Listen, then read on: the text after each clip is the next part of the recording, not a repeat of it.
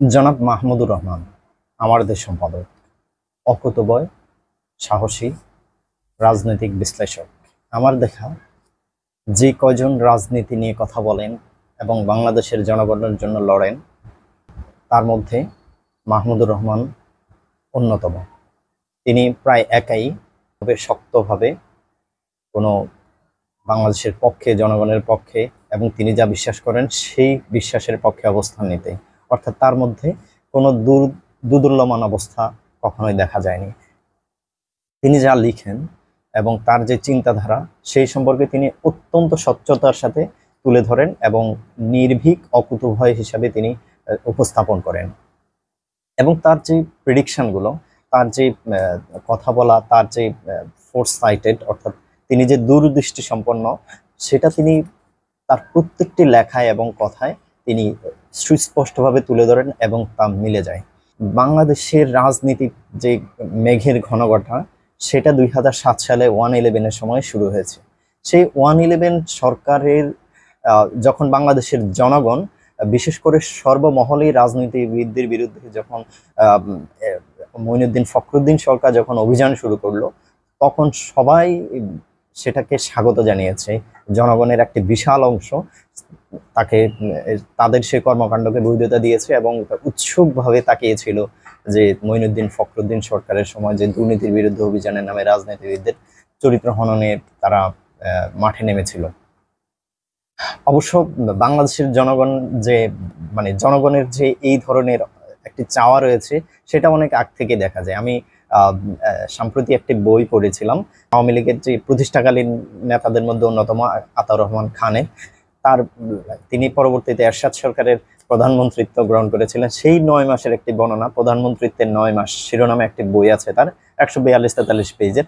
সেখানে তিনি একটি লাইন লিখেছেন যে, যে কোনো পরিবর্তনকে বাংলাদেশের জনগণ প্রথমে ইতিবাচকভাবে গ্রহণ করে এবং অল্প দিনের মধ্যেই তাদের সেই মোহভঙ্গ শুরু হয়ে যায়।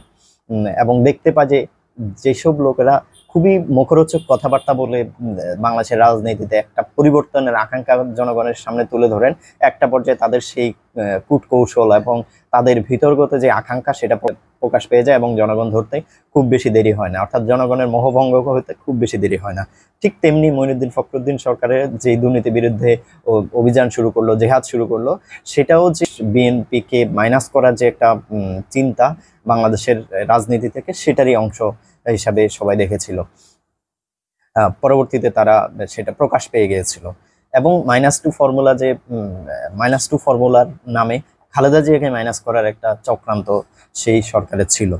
তখনই সেই যুগেই জনাব মাহমুদুর রহমান 1/11 সরকারের, অর্থাৎ সেনাবাহিনীর বিরুদ্ধে তিনি বলেছেন যে ছদ্মবেশী সামরিক সরকারের যে, অর্থাৎ ফখরুদ্দিনের পিছনে যে মঈনুদ্দিন আসল ক্ষমতাসীন, তিনি সেটা তখন তুলে ধরেছিলেন নয়া দিগন্ত পত্রিকার লেখালেখির মাধ্যমে। আর কেউ সাহস পায়নি তার বিরুদ্ধে, এই সরকারের বিরুদ্ধে কলম ধরতে। তখনই তিনি কলম ধরেছিলেন। এরপরে আসি 2012 সালে যখন জামায়াত নেতা কাদের মোল্লার রায়কে কেন্দ্র করে গণজাগরণ মঞ্চ আসলো। সেই গণজাগরণ মঞ্চের বিরুদ্ধে কথা বলার মতো বাংলাদেশের কোনো সাংবাদিক, কোনো রাজনীতিকের কোনো হিম্মত ছিল না। মাহমুদুর রহমানের প্রথম ব্যক্তি যিনি আমার দেশ পত্রিকায়, যে শাহবাগে একটি কৃত্রিম গণজাগরণ ছিল, সেই গণজাগরণের বিরুদ্ধে তিনি কথা বলেছেন এবং তিনি কলাম লিখেছেন রীতিমতো শাহবাগে ফ্যাসিবাদের পদধ্বনি এই শিরোনাম দিয়ে। অর্থাৎ তিনি স্রোতের বিপরীতে দাঁড়িয়ে সেই সরকারের বিরুদ্ধে কথা বলেছেন। তারপরে আসি স্কাইপ কেলেঙ্কারির মতো একটি আন্তর্জাতিক অপরাধ ট্রাইব্যুনাল, যুদ্ধাপরাধ বিচারের নামে যে একটি প্রহসন চলছে, সেই প্রহসনের স্কাইপ কেলেঙ্কারি ফাঁস হয়েছিল। সেই স্কাইপ কেলেঙ্কারি প্রকাশের সাহস দেখিয়েছিলেন মাহমুদুর রহমান। এছাড়া কেউ কখনোই অন্য কোনো পত্রিকা সেটা প্রকাশের সাহসও রাখেনি, অথবা তারা সুপরিকল্পিতভাবে, যেহেতু বাংলাদেশের অধিকাংশ ডাকসাইটের পত্রিকাগুলো জামাত বিদ্বেষী, সুতরাং তারা প্রকাশ করবেও না, ইচ্ছাকৃতভাবেও করবে না।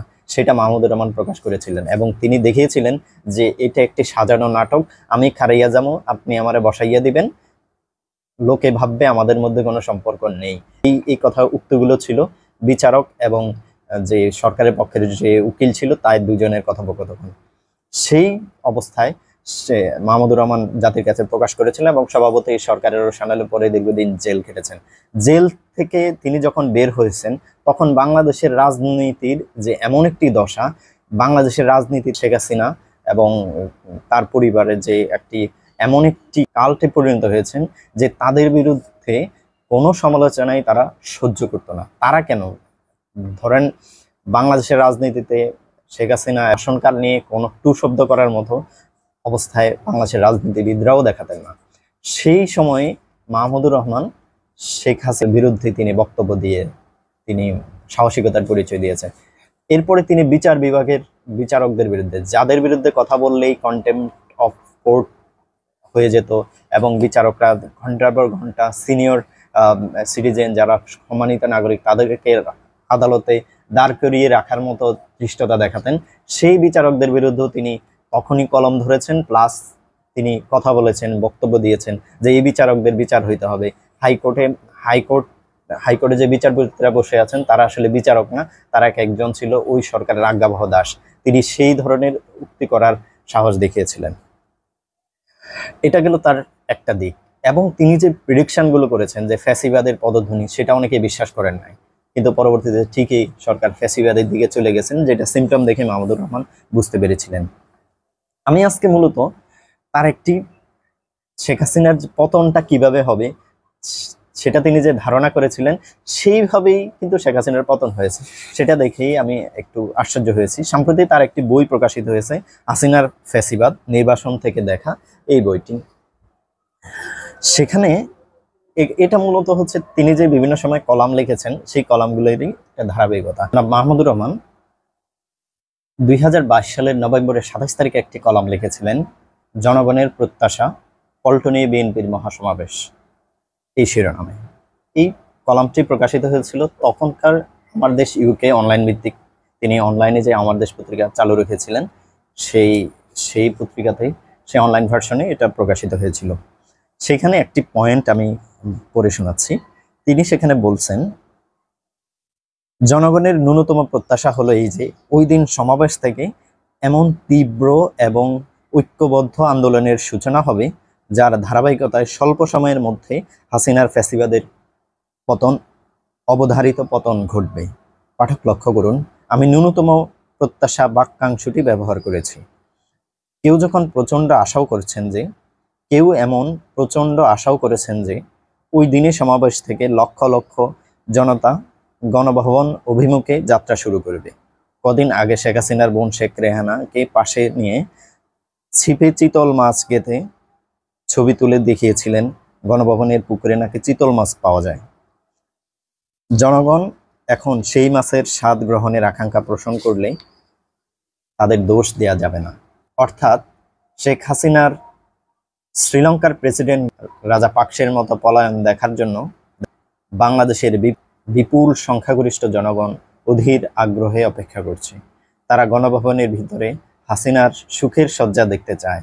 অর্থাৎ তিনি আগেই একটা চিত্র তুলে ধরেছেন। ঠিক 2024 সালের অগাস্ট মাসে 5 তারিখে একই চিত্র বাংলাদেশের রাজনীতিতে অঙ্কিত হয়েছে।